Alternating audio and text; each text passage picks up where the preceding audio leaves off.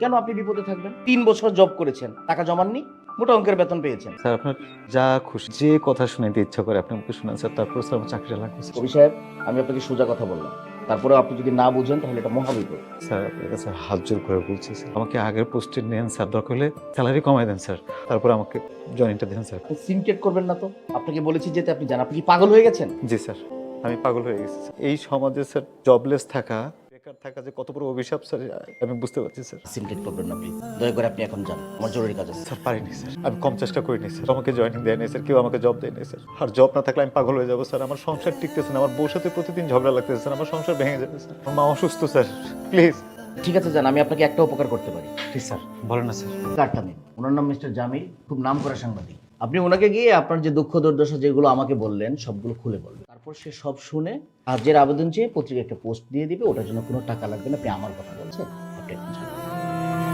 কি ব্যাপার ভাই, আপনি আমার বাসার সামনে বাসার সামনে এমনি হাই নাই, আর এই চেহারাটা দেখাইতেই নাই, তোমার কাছেই আইছি।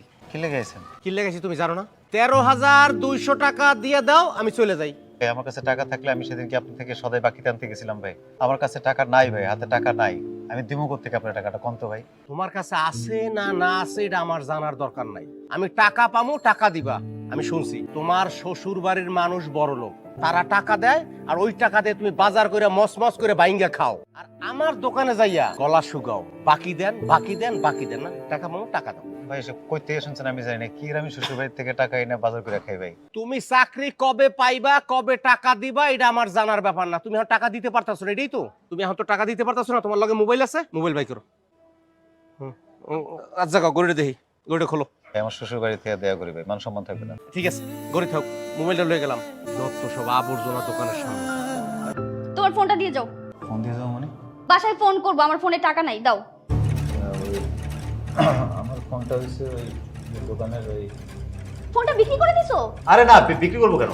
ওই দোকানদার রয়েছে, প্রতি দোকানদার টাকা পেতো না, ওই যে 13,200 টাকা না কত টাকা জানি, এই জন্য ওই যে ফোনটা রাখছে আর কি, করতে। তোমার কত বড় সাহস, তুমি আমার বাবার দেওয়ার ফোন দোকানদারকে দিয়ে আসছো? আরে বাবা, তো রেট করতেছো কেন?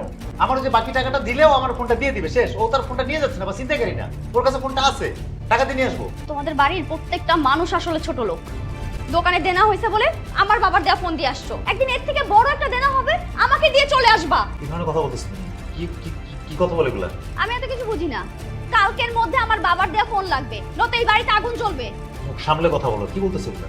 তোমার মা শিখেছে এগুলা, কেমনে বউয়ের সাথে খারাপ ব্যবহার করতে হয়। থাপ্পড়ে তোমার গালে দাঁত ফালাই দেবো একদম।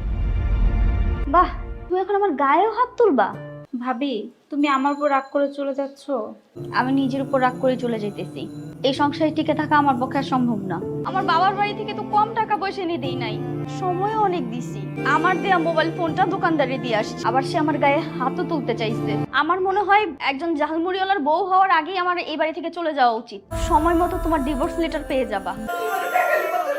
মা যে যাবার সে যাবে, তার তুমি আটকে রাখতে পারবা না। মা মা মা মা মা মা মা। মা